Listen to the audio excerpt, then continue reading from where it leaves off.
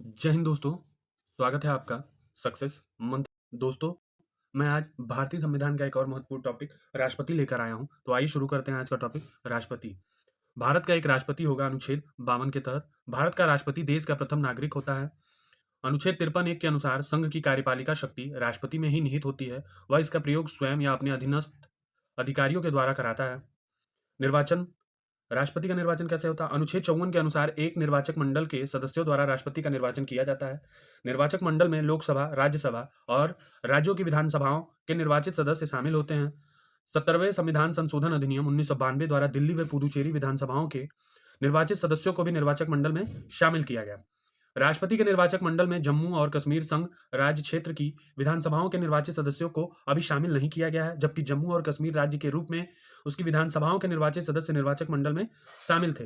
अनुच्छेद 55(3) के अनुसार राष्ट्रपति का निर्वाचन अनुपातिक प्रतिनिधित्व के अनुसार एकल संक्रमणीय मत और गुप्त मतदान द्वारा होता है। राष्ट्रपति के चुनाव के लिए नामांकन हेतु उम्मीदवार के कम से कम 50 प्रस्तावक और 50 अनुमोदक होने चाहिए।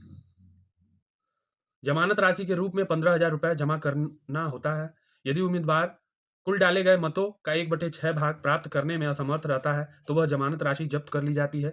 राष्ट्रपति के निर्वाचन से संबंधित सभी विवादों का निपटारा उच्चतम न्यायालय द्वारा किया जाता है तथा उसका फैसला अंतिम होता है। आइए चलते हैं आगे। राष्ट्रपति के चुनाव को इस आधार पर चुनौती नहीं दी जा सकती कि वह निर्वाचक मंडल अपूर्ण है। पदावधि जानते हैं कि राष्ट्रपति की कितनी पदावधि रहती है। अनुच्छेद 56 के तहत राष्ट्रपति की पदावधि 5 वर्ष है। हालांकि कार्यकाल की समाप्ति के बाद भी वह अपने उत्तराधिकारी के आने तक वह पद पर बना रहता। अनुच्छेद 56(1) के अनुसार राष्ट्रपति पर महाभियोग संविधान के अतिक्रमण के आधार पर चलाया जा सकता है। अनुच्छेद 57 के अनुसार राष्ट्रपति पुनः निर्वाचन का पात्र है। राष्ट्रपति उपराष्ट्रपति को संबोधित अपने हस्ताक्षर सहित लेख द्वारा अपना पद त्याग सकता है। योग्यता क्या होनी चाहिए राष्ट्रपति बनने के लिए? अनुच्छेद 58 में राष्ट्रपति निर्वाचित होने के लिए योग्यताओं का विवरण है। वह भारत का नागरिक हो, पहला। दूसरा, 35 वर्ष की आयु पूरी कर चुका हो। तीसरा, लोकसभा का सदस्य निर्वाचित होने की योग्यता रखता हो।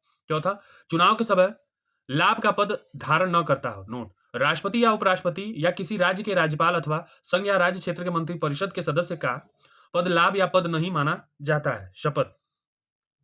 अनुच्छेद 60 के अनुसार सर्वोच्च न्यायालय के मुख्य न्यायाधीश या उसकी अनुपस्थिति में सर्वोच्च न्यायालय के वरिष्ठतम न्यायाधीश द्वारा राष्ट्रपति को शपथ दिलाई जाती है। वेतन की बात की जाए तो वेतन वर्तमान में राष्ट्रपति का मासिक वेतन 5 लाख रुपया है। महाभियोग की बात करें, अनुच्छेद 61 में राष्ट्रपति पर महाभियोग चलाने की प्रक्रिया का वर्णन है। अनुच्छेद 61(1) के तहत राष्ट्रपति पर संविधान के अतिक्रमण के आधार पर ही महाभियोग लगाया जा सकता है। अनुच्छेद 61(2) के अनुसार महाभियोग का आरोप तब तक नहीं लगाया जाएगा जब तक कि ऐसा आरोप लगाने की प्रस्थापना किसी ऐसे संकल्प में अंतर्वृष्ट नहीं है जो कम से कम 14 दिन की ऐसी लिखित सूचना दिए जाने के पश्चात प्रस्तावित किया गया हो। इस प्रकार 14 दिन की अग्रिम सूचना के साथ ही संकल्प पर सदन की कुल सदस्य संख्या से कम 1/4 सदस्यों के हस्ताक्षर भी होने चाहिए तथा उस सदन की कुल संख्या के कम से कम 2/3 बहुमत द्वारा ऐसे संकल्प पारित भी होने चाहिए। महाभियोग संसद की अर्ध न्यायिक प्रक्रिया है। राष्ट्रपति पद की रिक्ति को 6 महीने के अंदर भरना आवश्यक होता है। विशेष, यदि राष्ट्रपति उपस्थित नहीं है या बीमारी अथवा किसी अन्य कारण से अपने पद पर कार्य करने में असमर्थ हो तो उपराष्ट्रपति उसके पुनः पद ग्रहण करने तक कार्यवाहक राष्ट्रपति के रूप में कार्य करेगा। यदि उपराष्ट्रपति का पद रिक्त हो तो भारत का मुख्य न्यायाधीश इसके पद भी रिक्त होने पर उच्चतम न्यायालय का वरिष्ठतम न्यायाधीश कार्यवाहक राष्ट्रपति के दायित्व का निर्वहन करेगा। आइए चलते हैं आगे। आइए जानते हैं कि भारत में कौन कौन राष्ट्रपति हुए, उनका कार्यकाल कितना रहा है। पहले राजेंद्र प्रसाद 26 जनवरी 1950 से 13 मई 1962 तक। दूसरे सर्वपल्ली राधाकृष्णन 13 मई 1962 से 13 मई 1967 तक। तीसरे जाकिर हुसैन 13 मई 1967 से 3 मई 1969 तक। चौथे वीवी गिरी 24 अगस्त 1969 से 24 अगस्त 1974। फारूखीदीन अली अहमद 24 अगस्त 1974 से 11 फरवरी 1977 तक। छठवें नीलम संजीव रेड्डी 25 जुलाई 1977 से 25 जुलाई 1982 तक। सतवें ज्ञानी जैल सिंह 25 जुलाई 1982 से 25 जुलाई 1987 तक। आर वेंकट रमन 25 जुलाई 1987 से 25 जुलाई 1992 तक। नौवें शंकर दयाल शर्मा 25 जुलाई 1992 से 25 जुलाई 1997 तक। के आर नारायणन 25 जुलाई 1997 से 25 जुलाई 2002 तक। 11वें एपीजे अब्दुल कलाम 25 जुलाई 2002 से 25 जुलाई 2007। 12वें प्रतिभा देवी सिंह पाटिल 25 जुलाई 2007 से 25 जुलाई 2012 तक।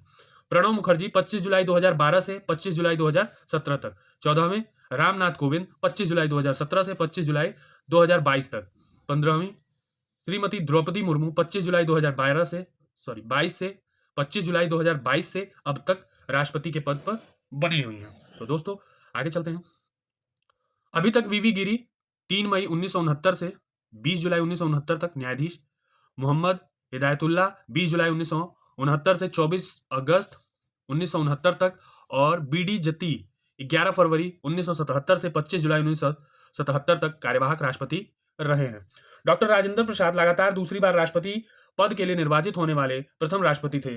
डॉक्टर एस राधाकृष्णन लगातार 2 बार उपराष्ट्रपति और वह 1 बार राष्ट्रपति रहे। वीवी गिरी के निर्वाचन के समय 2 बार मतगणना हुई थी और वह द्वितीय चक्र के मतगणना में निर्वाचित हुए। नीलम संजीव रेड्डी की पहली बार चुनाव में पराजय हुई थी, जबकि दूसरी बार वह निर्विरोध राष्ट्रपति चुने गए। भारत की प्रथम महिला राष्ट्रपति प्रतिभा देवी सिंह पाटिल हैं। आइए आगे चलते हैं। राष्ट्रपति के अधिकार और उनकी शक्तियों के बारे में बात करते हैं। कार्यकारी शक्तियां। राष्ट्रपति की निम्नलिखित कार्यकारी शक्तियां हैं। शासन संबंधी सभी कार्य राष्ट्रपति के नाम पर ही किए जाते हैं। वह प्रधानमंत्री से प्रशासनिक एवं विधि कार्यों की सूचना मांग सकता है। अनुच्छेद 78 के तहत राष्ट्रपति को जानकारी देने आदि के संबंध में प्रधानमंत्री के कर्तव्यों का उल्लेख है। राष्ट्रपति किसी भी क्षेत्र को अनुसूचित क्षेत्र घोषित कर सकता है। राष्ट्रपति विभिन्न पदाधिकारियों को नियुक्ति करता है, जिसमें भारत के प्रधानमंत्री की सलाह पर मंत्रिपरिषद के अन्य सदस्य, सर्वोच्च न्यायालय, उच्चतम न्यायालय के न्यायाधीश, भारतीय राजदूतों और अन्य राजनयिकों, नियंत्रक एवं महालेख परीक्षक, महान्यायवादी, अंतर्राज्यीय परिषद के सदस्य, संघ क्षेत्रों के आयुक्त, भाषा आयोग के सदस्य, अल्पसंख्यक आयोग के सदस्य, राज्यपाल, वित्त आयोग के अध्यक्ष, मुख्य चुनाव आयुक्त, अन्य चुनाव आयुक्त, लोक सेवा आयोग के अध्यक्ष, सदस्य आदि शामिल हैं। विधायी शक्तियां। राष्ट्रपति को निम्नलिखित विधायी शक्तियां प्राप्त है। संसद के सत्र को बुलाने, सत्रावसान करने तथा लोकसभा को भंग करने संबंधी अधिकार, प्रत्येक नए चुनाव के बाद प्रत्येक वर्ष संसद के प्रथम अधिवेशन को संबोधित करने का अधिकार, सदनों की संयुक्त बैठक बुलाने का अधिकार। अनुच्छेद 108 संसद द्वारा पारित विधेयक राष्ट्रपति को के अनुमोदन पर ही कानून बनता है। नोट, संसद द्वारा पारित विधेयक जब राष्ट्रपति के समक्ष प्रस्तुत किया जाता है तो वह 3 स्थितियों की संभावना बनती है। वह विधेयक को स्वीकृति प्रदान करता है, वह विधेयक पर अपनी स्थिति स्पष्ट न करते हुए भी अपने पास ही रख लेता है, इसे राष्ट्रपति का पॉकेट वीटो कहा जाता है। वह विधेयक को धन विधेयक न होने पर पुनर्विचार के लिए संसद को लौटा देता है। यदि संसद विधेयक को संशोधन या बिना संशोधन के पुनः पारित कर राष्ट्रपति की सहमति के लिए प्रस्तुत करती है तो राष्ट्रपति अनुमति देने के लिए बाध्य होता है।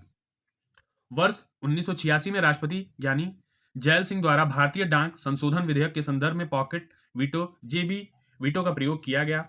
नए राज्यों के निर्माण, सीमा परिवर्तन आदि से संबंधित विधेयक, धन विधेयक, संचित निधि से व्यय संबंधित विधेयक राष्ट्रपति के पूर्व अनुमति से ही सदन में पेश किए जाते हैं। राष्ट्रपति धन विधेयक को पुनर्विचार हेतु नहीं लौटा सकता। राष्ट्रपति कला, विज्ञान, साहित्य, समाज सेवा में विशेष अनुभव और ज्ञान रखने वाले व्यक्तियों में से 12 सदस्यों को राज्यसभा में मनोनीत करता है। आइए आगे चलते हैं। अध्यादेश की शक्ति। अनुच्छेद 123 के अंतर्गत राष्ट्रपति को अधिकार है कि वह अध्यादेश जारी कर सकता है। राष्ट्रपति को अध्यादेश जारी करने की शक्ति तभी होती है जब दोनों या दोनों में से किसी एक सदन का सत्रावसान हो गया हो और वह अन्यथा सत्र में नहीं है और इसके लिए संसद द्वारा विधि अधिनियमित करना संभव नहीं है। इसका प्रभाव भी संसद द्वारा निर्मित कानून की तरह होता है। यह अध्यादेश संसद के सत्र के पुनः शुरू होने के 6 सप्ताह के भीतर संसद द्वारा अनुमोदित होना आवश्यक है। अध्यादेश को किसी भी समय राष्ट्रपति द्वारा वापस लिया जा सकता है। आइए आगे चलते हैं। क्षमादान की शक्ति। राष्ट्रपति के पास क्षमादान की शक्ति अनुच्छेद 72 के तहत राष्ट्रपति को किसी भी व्यक्ति के दंड को क्षमा करना, दंड कम करना, दंड के परिहार व विराम का न्यायिक अधिकार प्राप्त है। राष्ट्रपति द्वारा क्षमादान याचिका रद्द करने पर वह याचिका दूसरी बार नहीं दाखिल की जा सकती। सैन्य अधिकार। राष्ट्रपति तीनों सेनाओं, थल सेना, वायुसेना, नौसेना का सर्वोच्च कमांडर होता है। वह थल सेना, वायुसेना तथा नौसेना के प्रमुखों की नियुक्ति करता है। आइए चलते हैं आगे। कूटनीतिक शक्ति। अंतर्राष्ट्रीय संधि एवं समझौते राष्ट्रपति के नाम पर किए जाते हैं। राष्ट्रपति भारत के विदेशी राजदूतों की नियुक्ति का अनुमोदन करता है। आपातकालीन शक्ति, वेरी इंपॉर्टेंट। भारतीय संविधान के भाग 18 में अनुच्छेद 352 से 360 तक आपातकाल से संबंधित प्रावधान उल्लिखित हैं। राष्ट्रपति को 3 प्रकार के आपात घोषित करने के अधिकार हैं। पहला, राष्ट्रीय आपात, युद्ध एवं आक्रमण या सशस्त्र विद्रोह की स्थिति में अनुच्छेद 352। राष्ट्रपति शासन, राज्यों में संवैधानिक तंत्र के विफल होने की स्थिति में अनुच्छेद 356। वित्तीय आपात की स्थिति में अनुच्छेद 360 लगता है। परामर्श की शक्ति, अनुच्छेद 143 के तहत राष्ट्रपति किसी सार्वजनिक महत्व के विषय पर सर्वोच्च न्यायालय से परामर्श ले सकता है, परंतु परामर्श मानने के लिए बाध्य नहीं होगा। तो दोस्तों, ये रहा आज के टॉपिक का सार, जो कि राष्ट्रपति से संबंधित था। दोस्तों, अगर आपको यह हमारा टॉपिक अच्छा लगा हो तो आप हमारे चैनल सक्सेस मंत्रालय को लाइक करें, सब्सक्राइब करें, शेयर करें, तैयारी जारी रखें। जय हिंद दोस्तों।